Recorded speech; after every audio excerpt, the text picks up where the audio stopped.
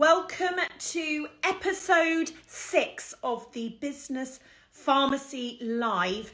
I basically am here to bring you the tools and advice based on building Not on the High Street, building Holly&Co, and watching thousands upon thousands of businesses starting up. So in this next hour, Dr. Holly, hello everyone. I'm going to be answering all your small business ailments. I'm going to be sharing sort of ungoogleable stuff. I'm going to be jargon busting, and I'm going to be basically helping you build your business. So welcome. Hi Mum, lovely to see you as ever. Let me just get on the absolutely necessary piece of equipment that I have. I'm wondering if I'm going to have, like kids, start to actually build up a doctor's kit and have my sort of small business doctor's kit. I could already see it, like a gorgeous little white bag, and I bring out my things and help you businesses with everything that you need. So let me just put on. That's what the doctors do, don't they? So this hour, gosh, what are we going to be covering? Hello, hi, Lauren, lovely to see you. Dragonfly Soft Furnishing, lovely to see you. In this next hour, we're going to be dealing with a big topic. It is what to do if your product or service is copied. What to do, and we're going to be mainly focusing around the product side today, and by the end of the hour, what I really hope we've done is move the dial forward. Hello, yes, do you like my sort of, this is a real doctor's kit, isn't it? I don't know if I've ever gone to the GP and seen my GP in a headband like this. Let me just push it down a bit. We're going to give you, hopefully, the tools, tips, and actually the confidence to do something about it. What do you do? Do you go absolutely nuts on social media? The answer is no. And always don't forget to write in your comments, write in your questions for me, and I'm going to try and answer them all here. With thanks as ever to Dell. Dell have made sure that this is possible. Every week, guys, every Wednesday at 12 o'clock, I'm going to be right here. I'm going to be helping you along your business journey, and Dell totally believed in helping empower me to do this. Believe in small businesses. As I said, it's just an absolute privilege to work with them.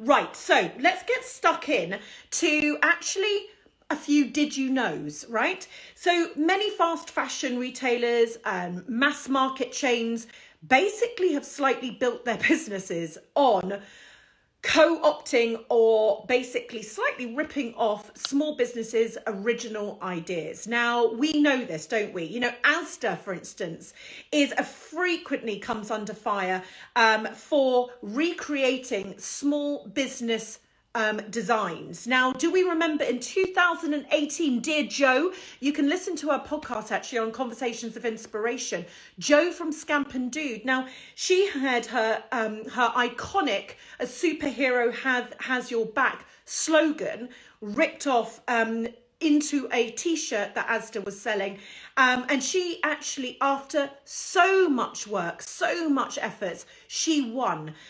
In 2012, do you remember that Tatty Divine actually, sorry, I'm not even trying to plug the podcast here, but you should listen to their podcast on Conversations of Inspiration.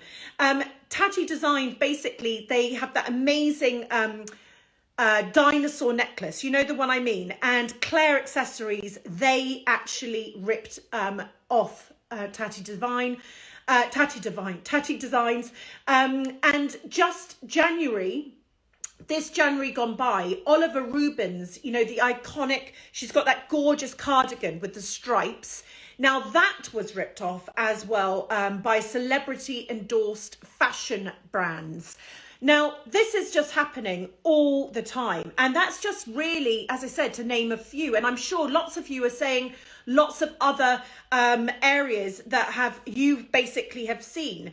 I've just got my settings on the wrong way here. Brilliant. So actually, it is what they do is they take your unique magic, that uniqueness that you bring, and then they go and do a shoddy job, don't they, of ripping it off on bad quality clothing, on bad quality design work. And, for them, you know, it's just a quick season's whatever. But for you, this is your life's work, right? So I'm really interested to hear what you think about this subject, because I know all of you have got lots of experience in this place. And we're going to actually talk to somebody today about that pain that happens when you are copied. I'm really conscious of my bell arms here. This is just, yeah, that isn't actually my arm. It hasn't got that bad in lockdown. Those aren't biscuits. That's actually just a bit of, yes, a droopy piece of material, by the way. So what do you do if you are copied? And if you haven't been copied, by the way, you never want to be copied, because there is something deeply personal about this. You know, it's really heartbreaking, basically. You know, that morning that you wake up and you realize the designs have been ripped off by a giant, and that you now can't spend your time in your business. You've got to spend your time fighting something. And then what happens is then you start to realize, oh my God, did I protect it? Did I, you know, what do I do? How do I defend myself? Actually, I don't even know if I should call a lawyer, what I would even say to a lawyer. Are they going to find out that I'm stupid and I didn't do these bits and bobs? And, you know, it's a whole heap of pain. So today, by the end of the session, as I said, I want to give you those practical tips to help you if your product gets copied, right? So get your pen and paper ready. And remember, if you do ask a question and I answer it, we haven't quite got there from last week's, but I'm catching up. I'm going to literally write it down here and send this to you with my diagnosis and with my tips on how you overcome things. So if you'd like one of these, do write in your question and then hopefully I can answer it for you. Right. So today I'm going to be joined by Faye. Faye is the founder of Annual Store. Now, she has been sharing, and actually a lot of us community have gone on this journey with her, how she felt and what that feeling was when her original designs were copied by Asda and New Look, right? So we're going to be hearing from the founder herself. And then, because I always want to make sure I'm giving you the most useful advice and the tips to do something. You know, there's no point in us all moaning or, you know, we just need to spend as much of our day on positive things for our business, don't we? Well, that means that we need to stack up the advice, get the right information so that when anything does happen, you know what to do. So we have got lovely Oliver, who is the senior associate of a law firm called Silkin, and he is an expert in everything IP, specifically product IP, right? He's utterly brilliant. I've been working with him for years and years and years. He has all the insights into this area. So please make sure you have your pen and paper ready, because we're going to go through this. And this is an area I know that is absolutely close to your heart, right? It's where we all become very protective mother lions of each other. And we're like, back right off if you copy Annual Store, which is actually the story that we're going to tell. Let's read out some comments from you guys. My busy bots, we've just had a copycat. I am so sorry to hear that. So you're going to be really understanding when I say about the pain that it causes. It's not just financial pain. It's not just a business, you know, sort of stops growing because you've got to, you know, deal with it. It's the actual pain that you personally feel. Crinkly cloth, so scared of the whole thing. We all are, right? This is part of it. You know, you've got to remember, you know, I remember having an interview with Anya Heinmarsh, and I spoke to her about being copied, because obviously her bags are copied all the time, like Gucci and people like that. They must have, you know, every design is ripped off. And she said, you know what, you have to put the right things in place to protect yourself, right? So if it does get copied, you have the legal backing for it not to be copied. There is something to be done. But ultimately what you've got to remember is, in this game, in fashion, for instance, you've always got to be looking forward. That's the other thing. You know, you've got to accept that potentially some things do happen in this world, but you've always got to be looking at what's next, because no one can copy that. No one can copy the magic inside of you. No one can copy the way you look at things, okay? So you need to remember that. Wild original, it's just as bad as the minute with small businesses ripping each other off. Oh, do not get me started with this. You know, for one thing, wouldn't you agree here? And give me the sort of the arm, strong arm symbol if you agree. There's one thing with the big boys who are grey, who are completely isolated in their glass boxes, who allow this sort of anyone to be ripping off people, and it's sort of like a nothing thing for them, and they'll deal with it with the lawyers, and you can win, by the way. There is another thing, this community doing it. It is unacceptable. Give me the strong arms if you agree it is unacceptable for this community to copy each other, because we are stronger together. That's what this is all about. We're stronger together. We can't behave the way the outside world behaves. We should protect each other. We should actually have each other's back, okay? And so it is, if you are in any way thinking, that looks like it's a bestseller on Instagram, maybe I could do that line on my X, Y, and Z.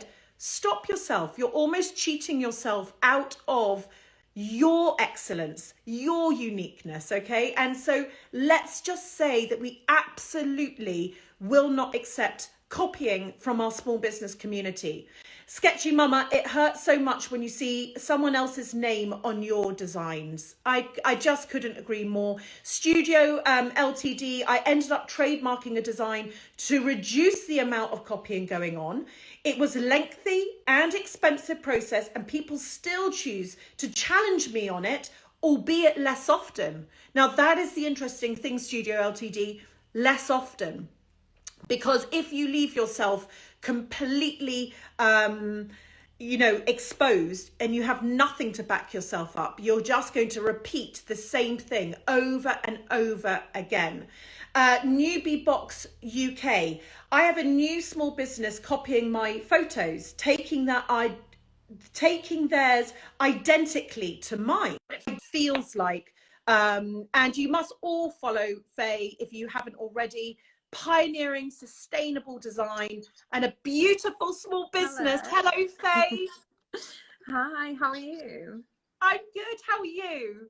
Yeah, really good, thank you. Thank you for asking me to do this. It's this support's been amazing online, so it's great to share my story and hopefully help others as well. Oh, well, I'm so happy to have you. We were outraged, as you saw from my support on Instagram and what happened then after. But I'd love, Faye, for you to just sort of set the scene, if you will.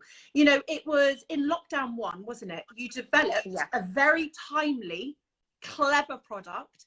Tell me about what that product was and sort of what went around it. So initially, I'd started sort of designing my own products late 2019. Because I do sort of buy in brands and resell independent designers. And then I was sort of curating a highlight, which I was sharing with all my followers, of homeschool ideas, activities, ISO activities and things like that. And I was trying to come up with a name just for me personally on my highlights of what to call it. So I came up with this design. Might be brilliant. So it's just a play on words, really, a positive spin on what we had to deal with at the time, a positive school uniform for kids and parents and teachers that were working from home. And it just, I didn't expect it to be so well received or, to have the response I did. I just thought, I'll just put it out there and hopefully people will like it. And it's a bit of positivity to share out, with everybody as well. And it was just, the response was just amazing. And it's literally, I'm not exaggerating, helped us survive this whole pandemic. What makes you so upset about this? Has this been, because we're going to go on to this story, aren't we? Because actually, the design was so amazing that it ended up being a nominee, didn't it, in the Independent Awards as well. And this time, this pressure that is under small businesses at the moment, and it is just a very unique time at the moment. I think also the news that we're going to come out of it, and the Yeah. uncertainty for businesses. It's just quite overwhelming. If you can, though, tell me in January, tell me about this story. If it does, it's not Yeah. too upsetting. In January, you No, no. discovered your design was copied, right? So Yeah. tell me what happened. Did you wake up in the morning and you saw it, or did a friend send it to you? What was the... It was actually my birthday on the 21st of January, and I didn't use my phone that day. I thought I'll just have a day off, you know, because it's been quite intense. Had a lovely day, and then I checked my phone in the morning, and I had a few customers. The initial message I read was a screenshot of the Asda. I think it was the Asda one image, and they said, "Have you collaborated with Asda?" And if you know our store, we're totally anti-fast fashion. You know, we're really eco-conscious. All the products I buy, I try to be so conscious about what I'm buying, because I'm passing it on to the consumer, and I want that to help them buy better as well. So to have that initial, at first it was just a huge shock, and a bit, you know, to kind of absorb that and take it in and realize the gravity of what I was reading. Then the association with that brand, and then I had quite a few messages coming through saying they've copied you, and then I was getting messages from people saying they've seen it on New Look, and it just blew up. And I thought, I need to just share that I'm not part of this. Is not my product. This is not what I stand for. It literally, the design was literally lifted, hollowed out, put on you know, a mainstream website. There was no story behind it. It was, you know, it was modeled on it was just totally misrepresented as to what it meant, and the whole context of the design. And yeah, it was just heartbreaking. And what I found totally and what I found interesting, it wasn't just Asda and New Look, was it? You actually, and this was interesting for me to learn, it was also Noisy May, which was the design company, correct? That, yes, that's right, you know, was actually supplying these retailers. Yeah. So they obviously, from what I've learned since this whole thing happened, they have said that they're, you know, they do take it seriously, intellectual property and copyright. But you know, it's not that difficult just to Google something, and it's obviously been taken how could from you be somewhere. taking it seriously? I mean, exactly. Isn't that ridiculous? Because it's not even that they took your idea and they then made something for themselves with it. Do you know what I mean? It was literally taken, wasn't it? Word for word, font for font. Carbon copy. So it does make me wonder when they say they take it very seriously. Well, someone wasn't taking it very seriously. How did you feel? Oh, just, I felt like I was totally floored by it, to be honest. Overwhelmed by, you know, the support from people, but also just, where do I go from here? What, you know, have I got a business really? Because it was I was just thinking, everything's exposed. I felt so vulnerable. They've got teams to deal with this. They've got legal teams already in place, ready and waiting, you know, to deal with any issues like this. It's just me here. I do have help from my partner, and my friend has been helping, but it's been obviously difficult, as everyone knows, at the moment. So just trying to survive, and then having, you know, a hero product that was actually working. And I was just amazed, thinking, I need to keep going with this and develop more ideas. But at the same time, you know, it was just heartbreaking, and the anxiety and vulnerability I've felt since, which is still ongoing actually, it's just, it's very intense. But I've been trying to focus on the positives and just sort of absorb all the positive support that I've received from the Instagram community, and, you know, from platforms such as yourself. it's been overwhelming. The support's been amazing. So yeah, I just want to thank everyone. Oh, you know, we've got your back as well. You know, this is the thing. This is what this community needs to. It's why I feel so strongly about this community copying each other. You know, you expect it potentially from those big boys, but it's not okay in our community. And we should be a force of good and support and raise each other up and not drag each other down. And the other thing I thought was interesting, what you said was, it was the knock-on effect of almost looking around you saying, so is everything I do copyable? Am I actually being a busy fool? You know, do I even have a business here? You know, I can imagine the snowball effect of actually what it felt like. Absolutely. You know, you question yourself, and also the financial implications of having to navigate your way through intellectual property and copyright and trademarking and all these terms and what sort of rights and how that protects what you've designed. And yeah, I've just had to sort of go for it and actually trademark Annual Store and also Homeschool, and then looking at also my other designs as well, because you think, do I need to protect everything? Protect all of them.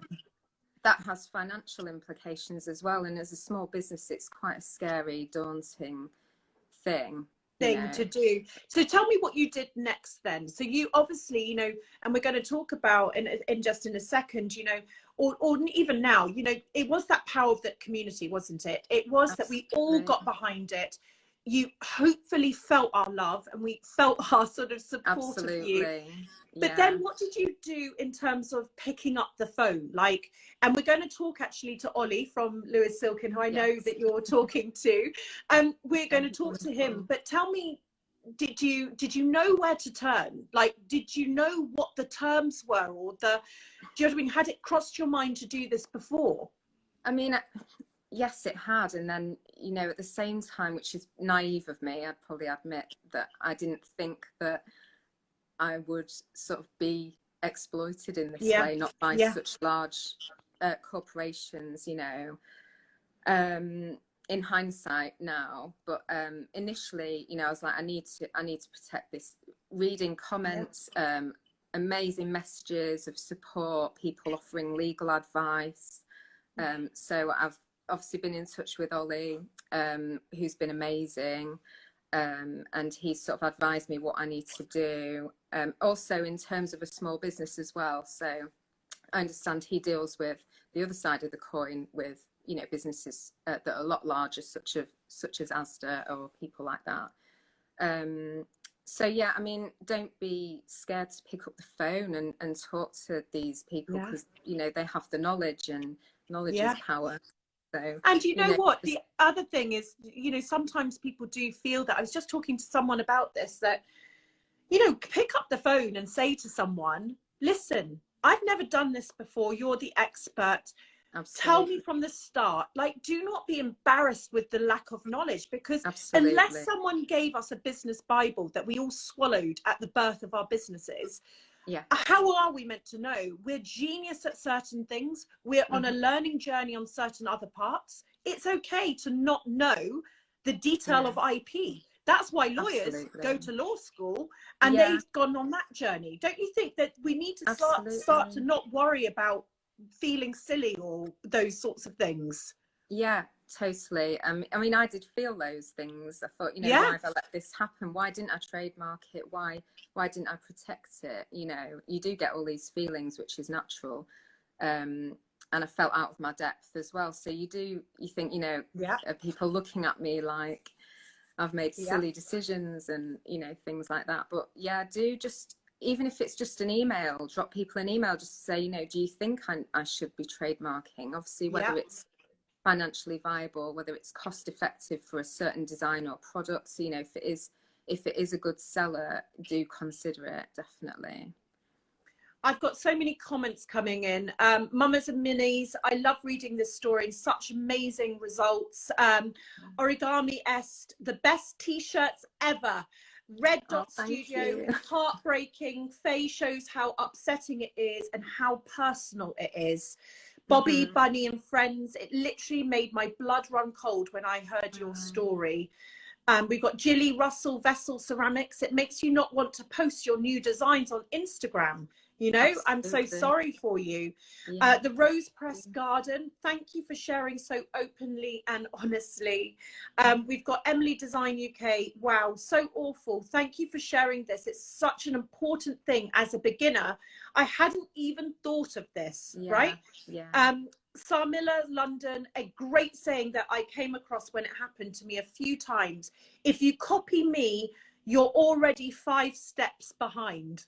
That's such a good one, isn't it? So true. And so much love for you, by the way, and all of these comments coming in. Thank you so much. You know, I think tell me, before I go on to Ollie, tell me where you're at in terms of, you know, sometimes I look at these things that happen to us, and at the time it's truly painful, but it's where we do grow and develop the most, isn't it? Like, Yeah, do you feel that now it's still raw for you, but you know, in half a year's time or something, in a way your business has taken a leap forward in its strength? You know, you've made it stronger from this experience. Would you agree? Yeah, completely. I think also it's sort of it's strangely reinforced my confidence, because if it was taken, maybe it is good. You know, obviously people do love the design, and but yeah, so it's a strange mix of emotions, really. I do feel stronger from it, but I'm still I still get triggers now and then, you know, and it's still a vulnerable place for me, definitely. But I would, definitely just seek advice. Don't be scared. These just normal people, they're just trained and experts, like you say, in this field. So you know, it's interesting. Someone was talking about, you know, would we ever believe as founders that we should, for instance, have the skills to, you know what I mean, go into a doctor's, you know, surgery and perform surgery on someone? Do we feel that, you know, there's so many things that we walk around, don't we, with a rucksack of this sort of, is everyone looking at me? Are people judging me?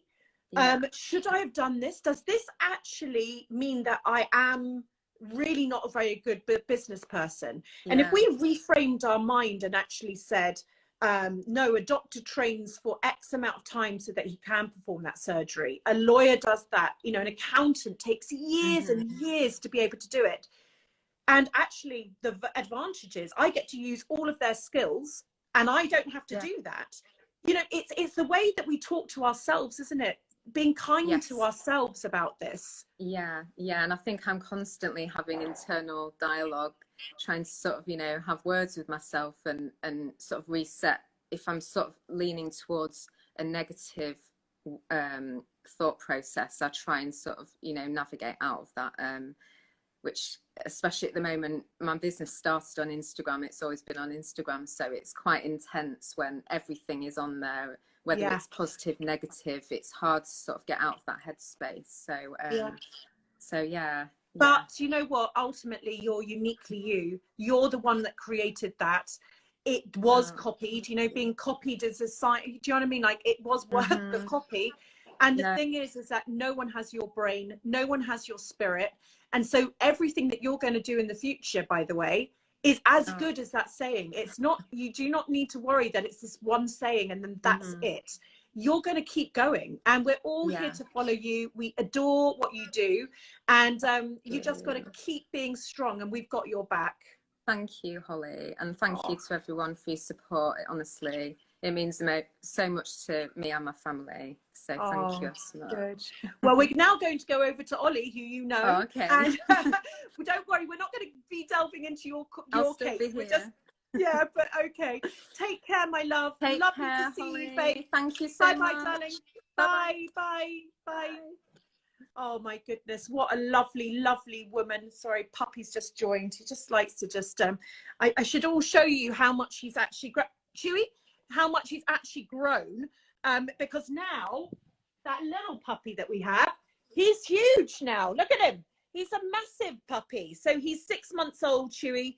And yeah, he's a very, very good boy and very cuddly. It's just like a baby, isn't it? I want to put a baby grow on him sometimes, but I know people would very much oddly look at me with a hairband and a dog and a baby grow. Anyway, so he's off now. And no doubt we'll hear him barking at the postman who might be delivering many boxes every single day. Right, we're now going to talk to Oliver, who is the senior associate at Lewis Silkin, and basically deals with intellectual property. Now, do not turn off. Get your pen and paper. As I said, make sure you have your, if anyone wants a business pharmacy mug, very niche, but I can get you one. A business pharmacy mug of tea here waiting for Ollie. And we're now going to chat about exactly what we should do if we're copied, right? So we're going to welcome Oliver, and it's going to be a great chat. Hey. Hello, how are you? I'm very good. How are you? Yeah, very well, thanks. Thanks for having me on. 2 days in a row, us chatting. Yes, yeah, it's always nice to speak to you. First time seeing the dog, though. Oh, yes, I know. He's just, hopefully we're not going to have too many barks. We were just chatting to Faye, I'm sure you saw, and I know that you're working with her. Tell me about yourself, by the way. Why did you become an IP lawyer? Yeah, I suppose none of us know how we've ended up where we've ended up. But well, my background was in bars and restaurants and nightclubs. I used to help write cocktail menus and things like that. But I'd always enjoyed doing law, actually. I studied at university, even though I didn't want to, at that point, be a lawyer. But I enjoyed it, actually, and weirdly, I don't know what that says about me, but I then applied for training contracts, which is what you have to do, and that puts you in your box when you get a lot of emails, very short rejections of you, but then I actually, Lewis Silkin took a long time to reply to me, but they were my first application, and eventually I ended up with them, and I became when you're a trainee, you go around different seats, and I just loved IP and advertising were my sort of big bits, and I enjoyed them. So I ended up qualifying there, and 6 years later, I'm still there. Yeah. So I want to jump in straight away because we've got everyone with notepads and pens ready. When we talk about our IP, okay, so intellectual property, correct? Yeah. What does it actually mean? So it encapsulates lots of different things, and some of them need to be registered, and some of them don't need to be registered. And I think I'll sort of focus on that from this community's perspective. So there's certain things that don't need to be registered and just arise automatically. So copyright is one. So if you paint a painting or you create a sculpture or something like that, that copyright exists automatically. You don't have to do anything about it. Okay. And the same with some unregistered design rights. So we've just actually had a massive change in the law because of Brexit. But in very short, you don't have to register certain designs. But if you don't register them, they only last for about 3 years. Whereas if you do register them, you can get them to last for much longer than that, depending on the right that you're looking at. And then there's things like trademarks, so that'll be logos and names, although it can be shapes of things. It can be a smell of a perfume, it could be a sound, it can be anything could be registered as a trademark as long as you can represent it graphically. So those are the things, and I think for most businesses, copyright they won't have to think about it very much, but things like trademarks and registering designs, very important.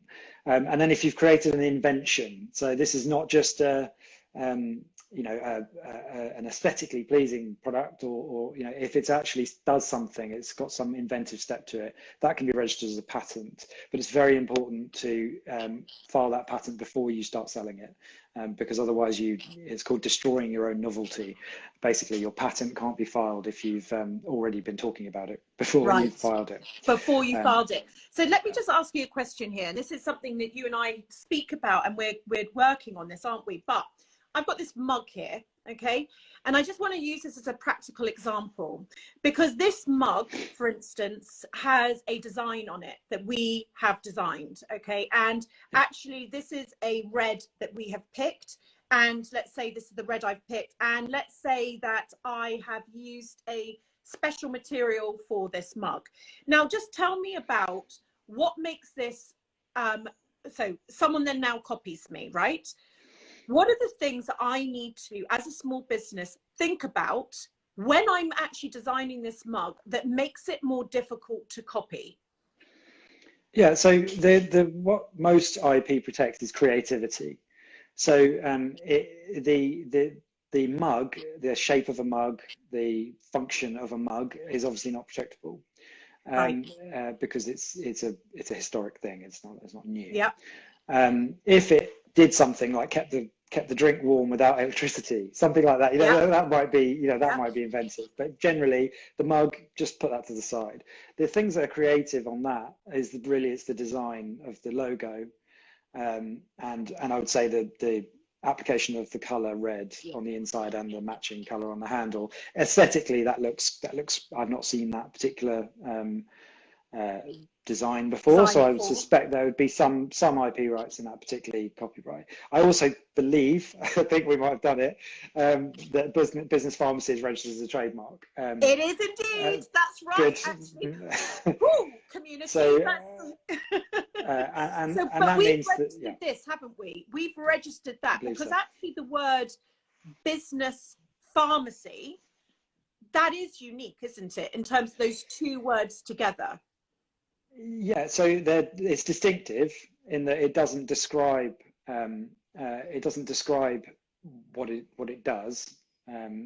So it doesn't describe the services that mark is registered for, and it's unusual because you wouldn't usually hear of a pharmacy for business. So it makes you think, and if it makes you think, then that's a good guide for a trademark being registrable. Right.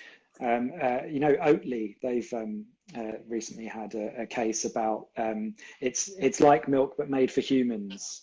Yes. And that was found to be registrable. So that could be registered as a trademark, and that can prevent other people from using it. That. So yeah. If I just put the word, so what we now know, we're going to talk about what to do if you're copied. But this is the point, everyone. Before you get copied, this is what you need to be thinking about. This mug is, I'm not protected. So if my business is based on mugs, my mug is not protected. But what I put on the mug, how I look at that, the more difficult it is for someone to recreate it, the better it is for you to protect it. Is that like a saying there? The more complicated or complex or clever or designed or all these things, the more that you invest in that upfront time and thinking and doing, actually it makes the job of protecting it easier, right? Yeah, the touchstone is usually originality. There are different phrases and different things. It's originality, it can be novelty, it can be, but originality is normally the key. And the bit of it that's not original is usually the bit that you can't protect, and the bit of it that is original you can.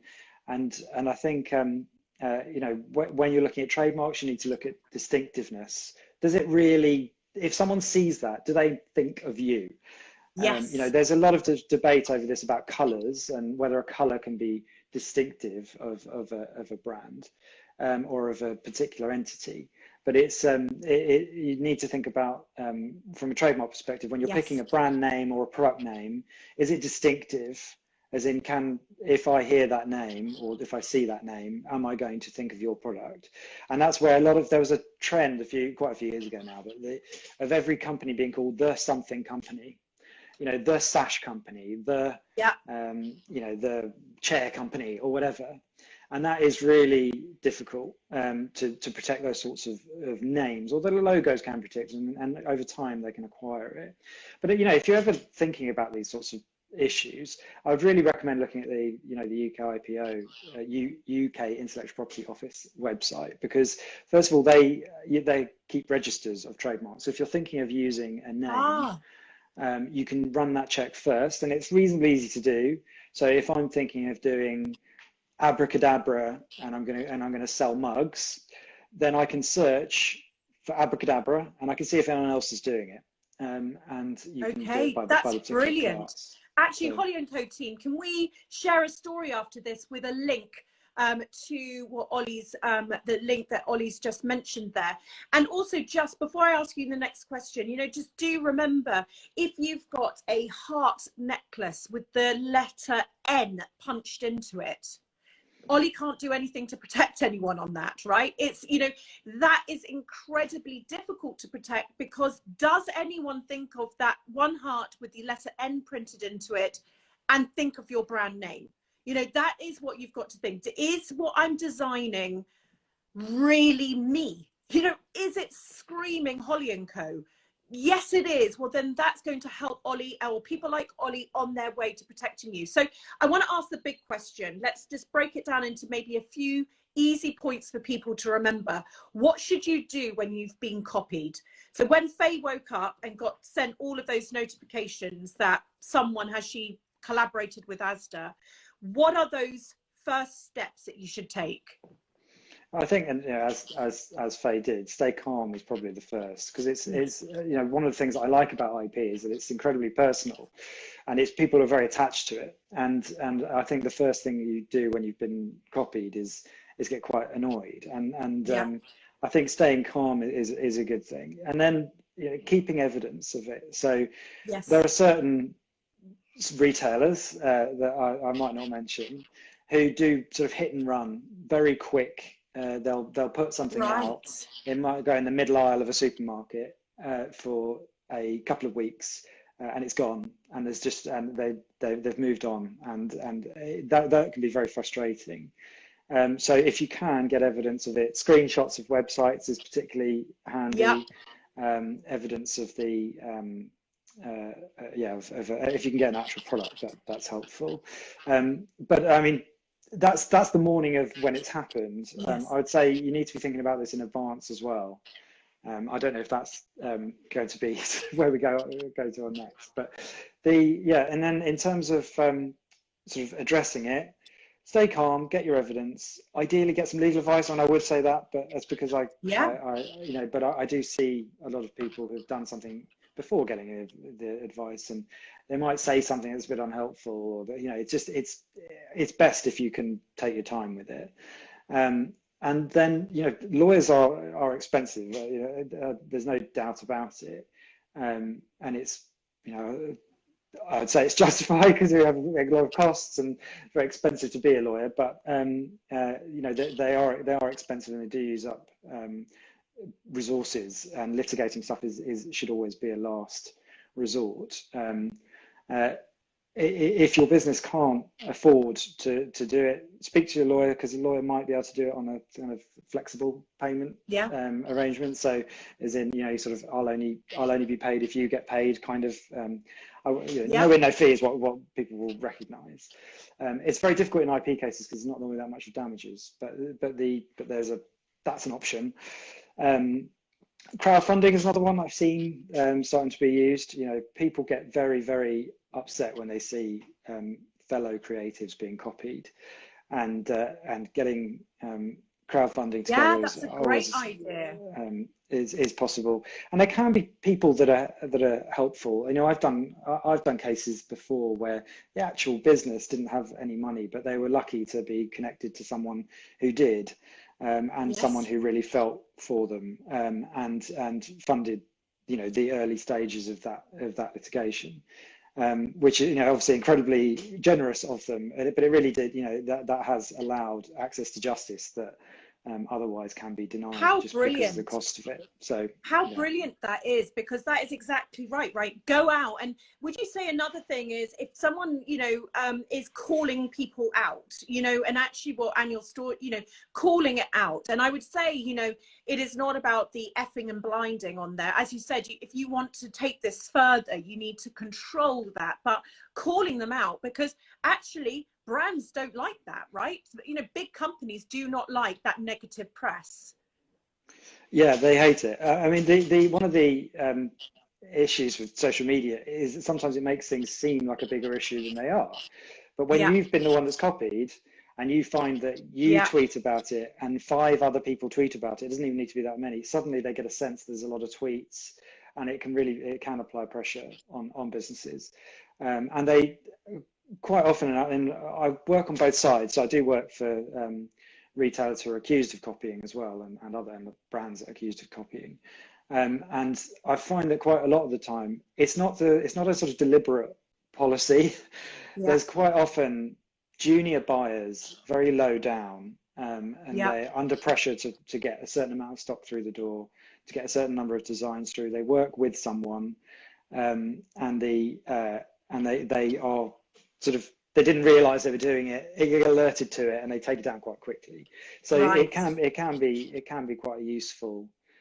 Yeah, because you almost thing. think, I think small businesses potentially, we think, oh my gosh, you know, this is sort of potentially new looks, new direction. Do you know what I mean? And actually what you're saying is, it just could be someone who is very junior, who's shit scared of their boss, who's trying to push something through. They see something, they do it. And actually, when any wind of negativity comes along, it's quite a quick one to take down.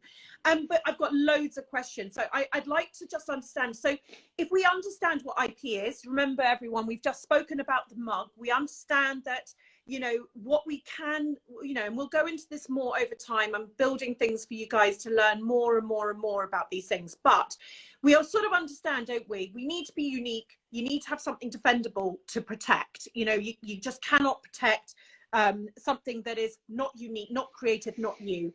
We understand now, do not effing blind, do not go after people, actually seek advice if you can. If you can't afford it, try and crowdfund. Do call them out, but call them out in a professional way. Let the community do the job for you in a way. And actually then take screenshots, get evidence. That's what Ollie's saying here, get evidence. So if we understand that, what steps can we take in the first place? Okay, so this is what we spoke about, isn't it? We can register our designs, is that right? So just give me the two sort of things that definitely, you know, you've got copyright, haven't you, immediately, in a sense. And then what you would like people to do is think about registering their designs. Is that the right phrase and terminology, Ollie? Yeah, so again, it depends so much on the products. Yes. But if it's a new product, the best thing to do is probably just to register it as a design. It depends on the product whether it be registrable, but as long as it's new, then and it is original, it's got a good chance of being registrable as a design. And the design gives a piece of paper that you can quite easily wave around at people, and unless what they have created doesn't create the same sort of overall impression as what you've designed, it usually would infringe. So that's helpful. Registering designs is definitely a point. I think if your brand name is at risk of being copied, or if there's comparative advertising potential issues where you might be, I've got one at the moment for a disruptor brand that is being subject to and is doing comparative advertising. And comparative advertising, when two businesses comparing each other, they're using each other's trademark. Having a registered trademark is very important then, because otherwise you don't have a claim. So if that would be for a bigger business, but it's still something good thing. Just generally registering a name as a trademark is a good idea. I mean, it depends on the name whether you would also do the logo or whether you do the logo instead. As I said, if you were the jewelry company, you're going to struggle to register that as a trademark, but you can register your logo and then you can maybe help that. But if you've got, I've just seen Badger and Birch come up on the questions. Yes. That's a very unusual name, so that you'd probably do the name rather than the logo. But yeah, then the logo. Ollie, trademark attorneys will always advise on this stuff as well, and they'll always be helpful. So I've got a few questions and I've got some comments. So if this is slightly free legal advice, everyone here, and poor Ollie's going to be caught here, but could you just do literally 30 seconds on each? Do you know what I mean? Let's not go into the detail because I've got lots to get through here, but Dotty Red Studios, what are the rough costs in registering a design, please? So I think designs are about £50 each. One of the annoying things about Brexit is you now have to do it both in the EU and the UK if you want to protect in the EU, but it's still a very cost-effective way of doing it. Bearing in mind that getting a lawyer to write a cease and desist letter is going to cost many times that. So it's a good it's a good start. It's a good start. Startup trademarks are a bit trademarks can be a bit more. They are, but a lot of that is an official fee. So if you do it yourself or you get a lawyer to do it, it's still quite substantial. I think the it's normally a few hundred in official fees and a few hundred more for the lawyer.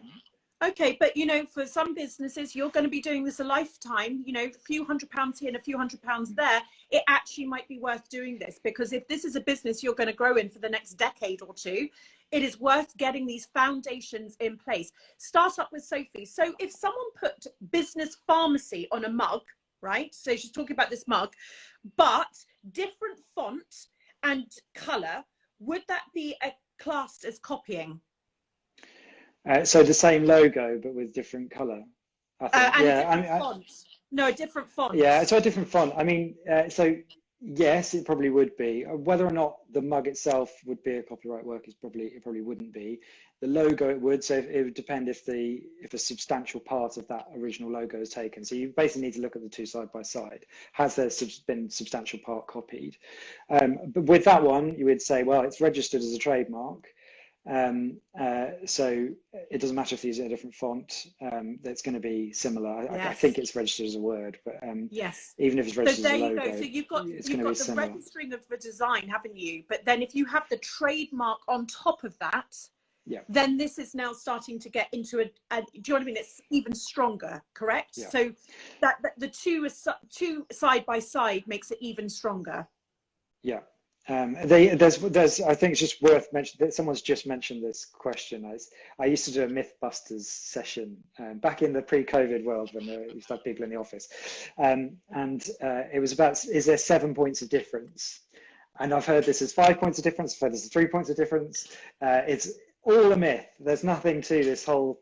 If I can tell you one thing to leave from this, you can't just make 5 changes or 7 changes or whatever from another product and not be copying it. It all depends. It's a qualitative test as to whether a substantial part of that product has been changed. It doesn't matter if you've changed 80 pieces of a bit of it, if actually the substantial part has still been taken. And also what you have is not going to be protectable if you've just copied it. So if it's not your original thing and you've just taken someone else's idea, then you don't have any right on to protect you that. don't have any right as well. So whenever I see myths come up, I just immediately want to yes so there's no points of difference.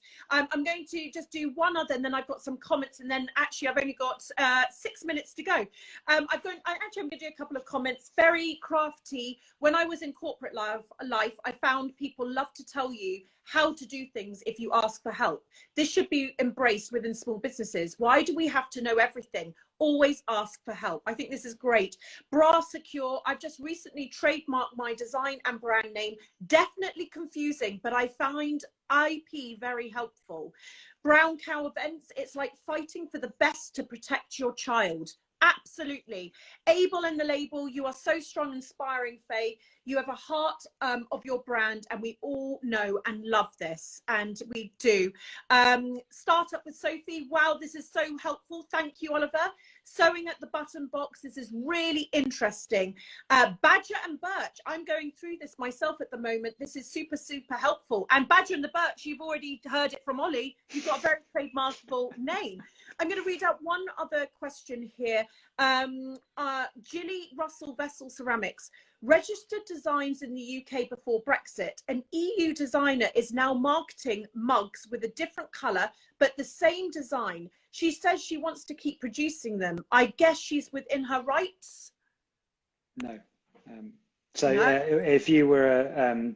so Brexit is incredibly complicated, but the general rule is that if a design was created during the transition period, you still own that EU right, because you were in the EU legal system at the time.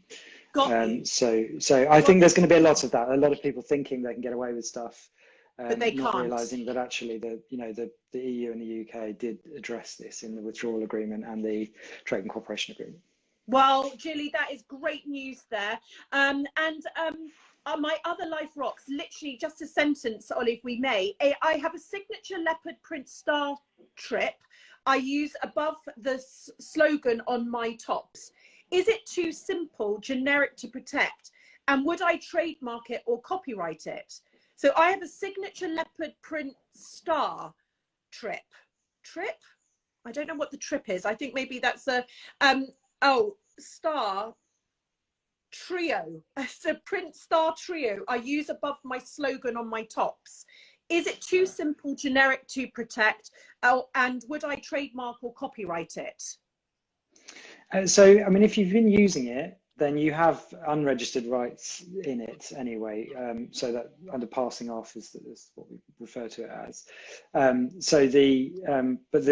Ultimately, you need to look at how it's used. I mean, having the 3 stars and you always use it with your brand name, chances are that that's not a particularly distinctive bit. It could be, but it's not on itself.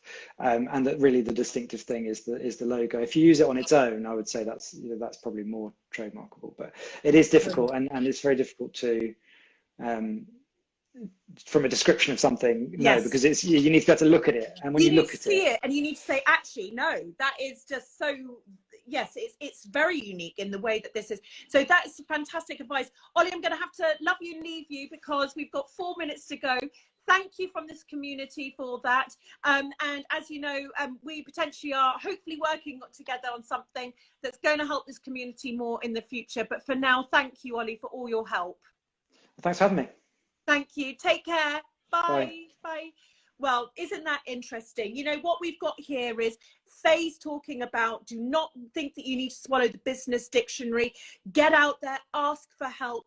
But, you know, it is a terrible time to be copied. So make sure, and this is why we got Ollie on here, to actually give you the practical steps. I want you to make sure you really think about that. You know, have you got something that can be trademarked? Have you got something that's £50 for a design? You know, it's absolutely worth it. And the question before you start anything, is this distinctive? Is it worth creating? Have I copied somebody? Is this so me? You know, that's what I build in Holly&Co. Does someone look at this and think Holly&Co? That's everything that we're designing. We're designing something that can't be copied. And so I really want you to take that home. Thank you, Dell, for allowing us to have that such a useful conversation with Ollie. It's just brilliant that you're supporting us, having these really fantastic conversations. I've got 2 lives next week. I've got one on Monday, which will be with Coach Kate, and it's all about scaling your business. Okay, so join me on Monday for my live about scaling your company, what holds us back, how we can do it. And then, as you know, every Wednesday, 12 o'clock, I will be right here with my next subject. And I just cannot absolutely wait. So fantastic. I felt that was so useful. That really, you know, we got some great tips and advice there. Lots of love. Have a fantastic day. The sun's sort of shining. So I'm sending you all my love from me, Dr. Holly, over and out.